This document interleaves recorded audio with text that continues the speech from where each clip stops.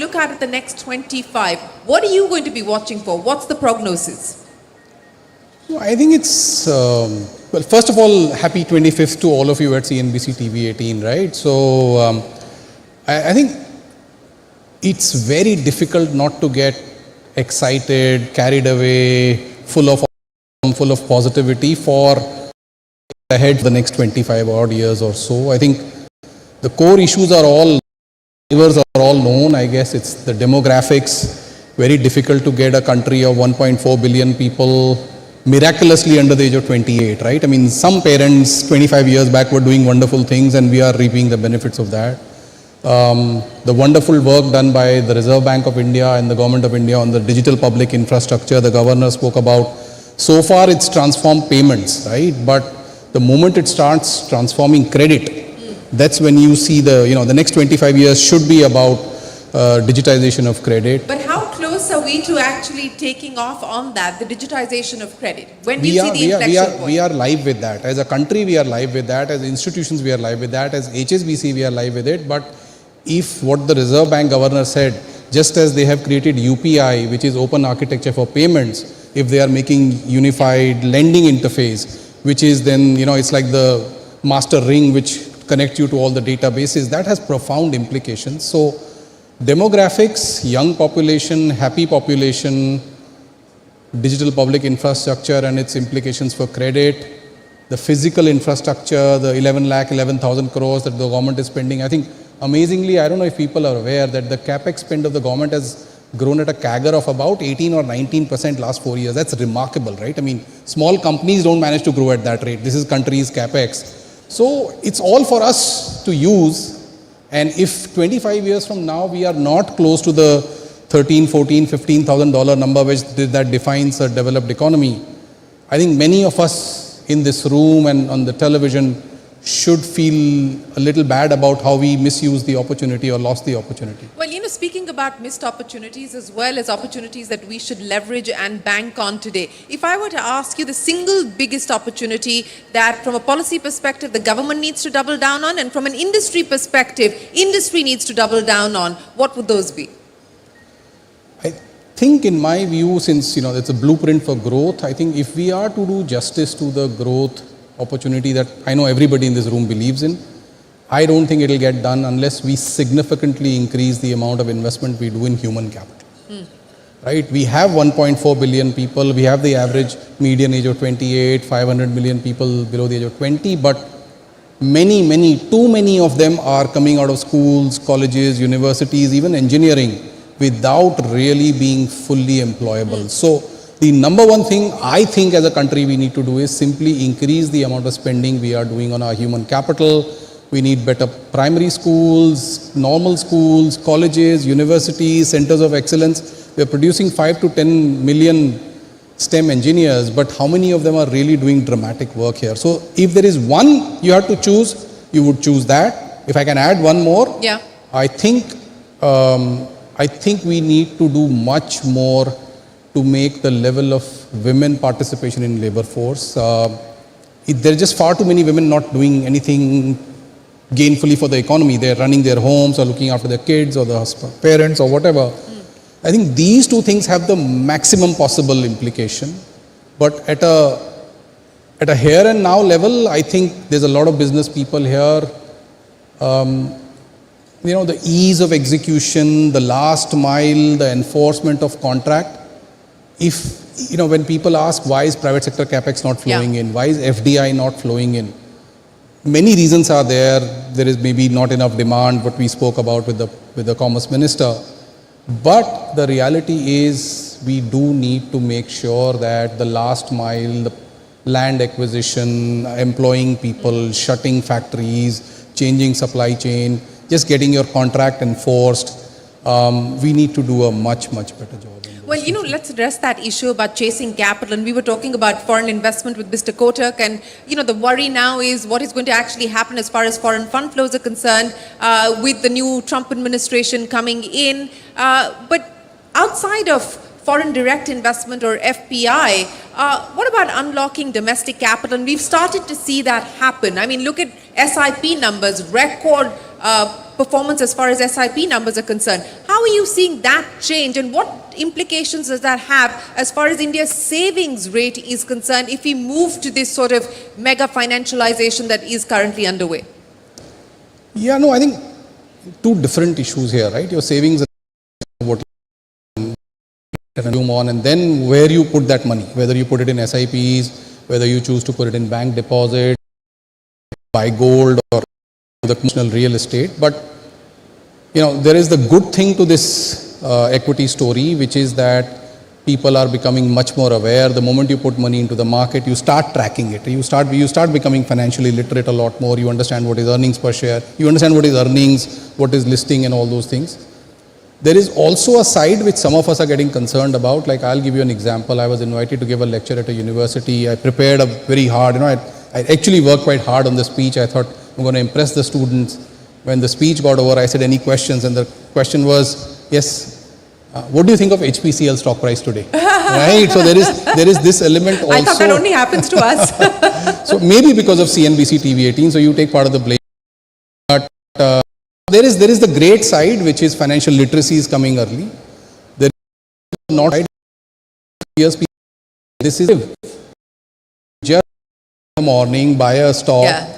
A week, a month, or later, it's always higher, as has been the case. And, as the cycle is turned, so you will get. But financialization of savings is a great development. But financialization between bank deposits and stock markets, frankly, there is no difference. Between real estate and this, there is a difference. But at a broader level, for the path to the economies, Bharat or whatever, I think the main thing is we have to have more people working and earning wages which are increasingly lower middle income and then middle income, etc. And that path, I know lots of discussions today is following this discussion as well. That I think that these are the things we need to do. We need to make acquisition of land easier. We need to make commercial courts, hundreds of thousands of commercial courts or things like that. Then get behind it.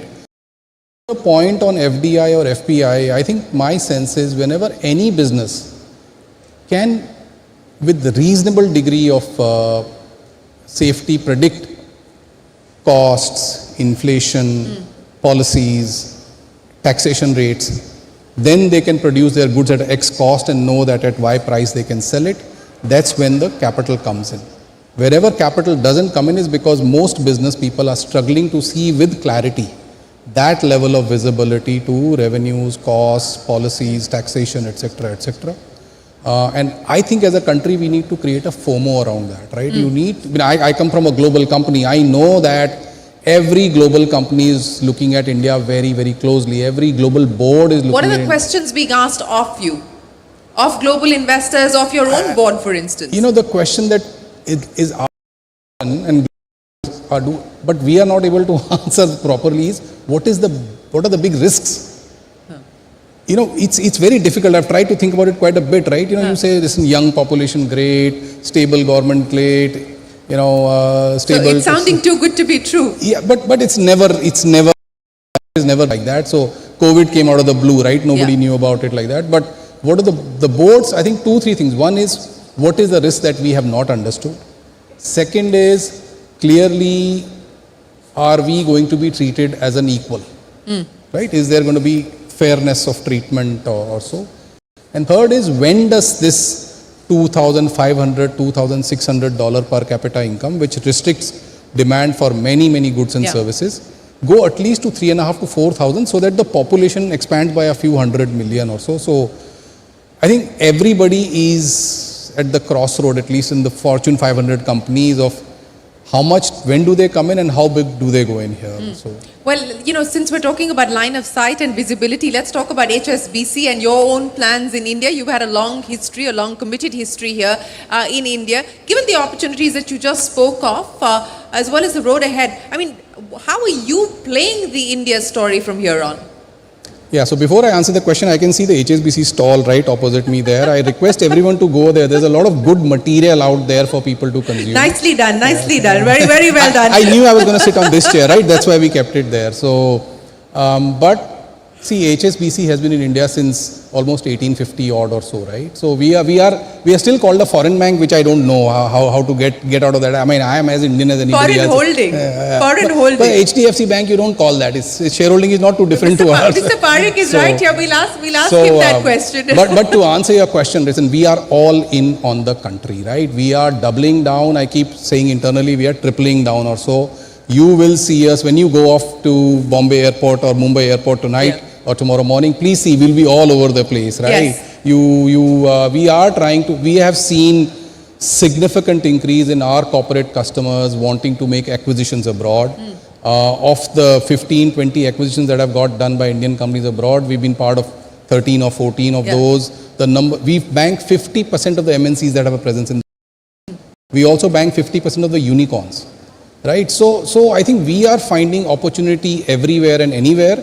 As Mr. Premji before, the challenge for us is to make sure that we don't try and do everything, right? I don't want to be in microfinance as well as be the M&A banker of the country, right? So we got to choose the pockets in which we can do the maximum service, but we are very open for business.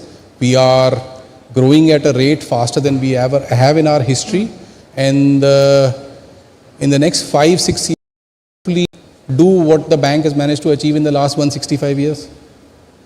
Didn't manage to achieve in the last 165 years, you hope to achieve in the next 5 years. That's the ambition and that's the target that you've set for your team. No, that's the target the team has set for itself. I'm just agreeing with them. Well, let me ask you this. Essie, the Chief Growth Strategy Officer and the CMO of Unilever, said that India is the heartbeat for Unilever globally. Is HSBC India the heartbeat? HSBC globally? How relevant is India for HSBC globally? So funny, because one of my colleagues who was there when the Unilever Chief Marketing Officer was there, she's pasted that statement to me that we need to also do something similarly. See, HSBC we are the world's global bank, okay? I know we had the tagline world's local bank, but we really now want to operate as the world's global bank. Any Indian wanting to go abroad, company or an individual, or any individual or a company abroad which wants to come to India, we already have 50% of that market share. We are trying to figure out how to get the balance 50% or so. India is the top priority market for the group currently. We are a fairly large group. Our contribution to the bottom line is growing at a much faster pace than the group one. So I don't want to use the same line because then it will look like copying the marketing company of the world. But at this juncture, I know our board and our executive committees, when they discuss growth, ambition, what we want to be 5 years, 10 years, 15 years down the line, the number one country that comes there is India. So HSBC is banking on India. Oh yeah, of course. I hope India will also be banking on HSBC. I was punning there, but you talked about how you are catering to Indians who are looking at global markets, Indian companies that are looking at global markets, and this links back to several of the sessions that have talked about that as a theme. How confident do you feel? What's the visibility that you get in terms of Indian companies looking at global markets much more seriously, whether it's from an M&A perspective or actually starting up operations outside? Yeah, I think the one theme we are picking up, and again to this audience here, if it's relevant, I think a lot of Indian companies are realizing that relative to valuations in India, you are able to acquire quality assets in manufacturing powerhouses like Germany and Switzerland and places like that. That is one. Second, in countries, as in some parts of India, the next generation doesn't really want to run the business. They would rather cash out. And the third thing, if there are inefficiencies in the way that particular business is being run, the Indian entrepreneurs, with their ability to really squeeze out costs, make better supply chains and put management teams inside, I think this is the reason why people are going outside. And I think that trend will increase. Now, whether they buy there and from there, procure the material from here, bring in efficiencies and keep the units there to sell to the rest of the world, that is a case-to-case thing.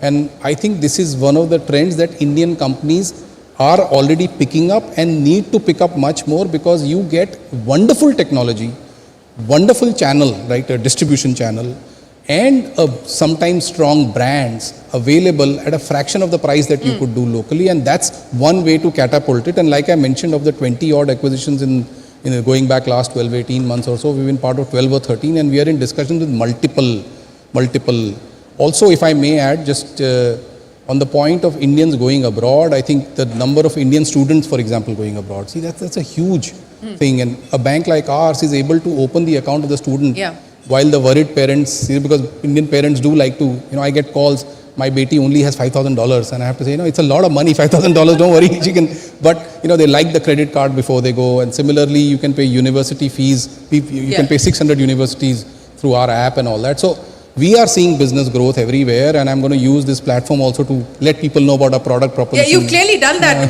many times, Hitendra. You've done that many times during the course of this conversation. But let me end by asking you about the other big change that we've seen, and I see a lot of the young startups here in the audience, and we're going to hear from them shortly. But this move from valuation to wealth creation via the IPO route, via the Dalal Street route, it's taken momentum. We're seeing that momentum accelerate. What's the expectation from here on? And is that a game that you're going to prioritize?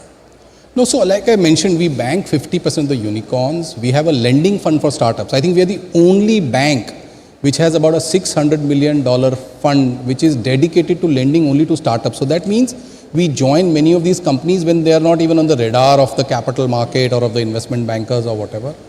We know their business a little better than most other people. We know the governance and the conduct and the culture values of culture and values of those organizations.